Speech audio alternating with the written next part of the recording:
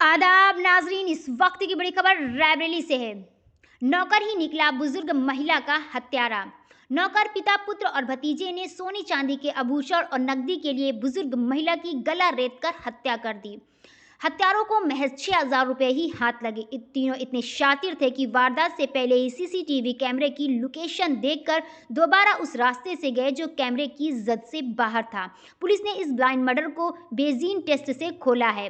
Police ने हत्यारोपी पिता और भतीजों को हिरासत में ले लिया है, जबकि पुत्र अभी फरार है। मामला कोतवाली थाना इलाके के इंदिरा नगर कॉलोनी का है। यहाँ आंगनबाड़ी की रिटायर्ड सुपरवाइजर स्नेहा कुमारी अकेले रहती थी। बीते 19 तारीख को उन्हीं के घर में स्नेहा कुमारी का गला रेत कर मार डाला गया था। पुलिस ने 36 घंटे के भीतर मर्डर का खुलासा करते हुए बताया कि महज एक फोन कॉल से हत्यारोपी पुलिस के हाथे चढ़ गया है। दरअसल स्नेहा कुमारी यहां अकेले रहती थी। उनका बेटा परिवार समेत दिल्ली में रहता था।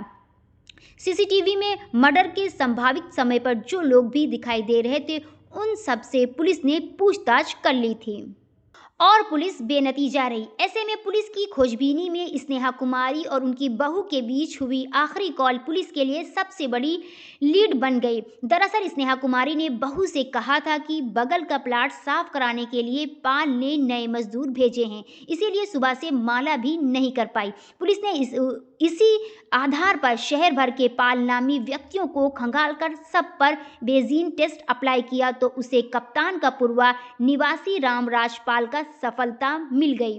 पुलिस ने पूछताछ की तो रामपाल ने जुर्म कबूल करते हुए बताया कि वह पहले भी स्नेहा कुमारी के यहाँ काम कर चुका है। उसे अंदाजा था कि उनके पास आभूषण और नकदी होगी, इसीलिए जब स्नेहा कुमारी ने काम के लिए कहा तो अपने ही बेटे और भतीजे को लेकर पहुंचा और सीसीटीवी बचाते हुए घटना को अंजाम दे दिया। हालांकि स्नेहा कुमारी अपना सभी आभूषण लॉकर में रखती थी, इसलिए हत्यारोपी के केवल 6,000 रुपए ही हाथ लगे।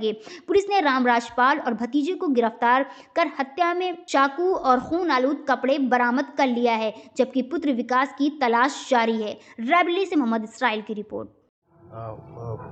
विकास की पैंट, जीन्स की पैंट और एक पीली शर्ट भी बरामद हुई है जो उसने घटना के समय पहन रखी थी और घटना के बाद उसने अपने पिता से कह के धुलवा दी थी। उस पैंट और शर्ट पे बेंजीन के स्पॉट्स मिले हैं जो ये कंफर्म करते हैं कि वो ब्लड स्टेन्स हैं। संदीप की निशानदेही पे मृतका के लिए जो चाकू प्रयोग किया गया था उसकी हत्या का, वो भी बरामद कर लिया गया है और कुछ पैसे भी बरामद हुए हैं। जो तीसरा अभियुक्त है विकास, उसकी तलाश के लिए टीमें लगा दी गई हैं जो उसको लगातार तलाश करें। वो जल्दी हमारी गिरफ्त में होगा और घटना के बारे में पकड़े अभियुक्तों से और भी पूछताछ की जा रही है। सर, ये पुलिस टीम को इस 36 घंटे के अंदर इस खुलासे के लिए मेरी तरफ से 25,000 रुपये का इनाम दिया गया है। आरोपी ने आपस में बाप बेटे, हाँ, इसमें जो राजा रामपाल है जिसने इन लोगों को सूचनाएं दी, योजना बनाने में उनकी मदद की और साक्ष्य को छुपाने में मदद की, वो अभियुक्त विकास का फादर है और संदीप का भी रिश्तेदार लगता है। सर, कोई क्रिमिनल हिस्ट्री इनकी अभी तक कोई क्रिमिनल हिस्ट्री नहीं निकल के आई है। ये पता चला है कि विकास इसके पहले लड़ाई झगड़े में रहा है और वो शराब पीने का आदी है, नशा करने का भी आदी है। संदीप भी नशा करने का आदी है, परंतु अभी तक की जांच पड़ताल से इनकी कोई क्रिमिनल हिस्ट्री सामने निकल के नहीं है। सर, सीसीटीवी में ये लोग पहली बार में आए नहीं थे, फिर पुलिस को लीड कैसे मिली? क्योंकि बहुत लोग आए थे सीसीटीवी के लीड पे हम लोग काम कर रहे थे, लेकिन पहली बार जब ये लोग काम करने आए थे तो सीसीटीवी को विकास उसमें दिखाई पड़ा, जो सीसीटीवी को बहुत ध्यान से घूरता हुआ जा रहा था। इस बात से शक पैदा हुआ। फिर बाद में पुलिस टीम ने जाकर के बहुत सघनता से इस बात की भी तलाश की कि कोई ऐसा रास्ता भी है जो नॉर्मल रास्ते से अलग हो, जो सीसीटीवी की जद में ना आता हो। पुलिस ने वो रास्ता ढूंढा और एक थ्योरी अपनी डेवलप की।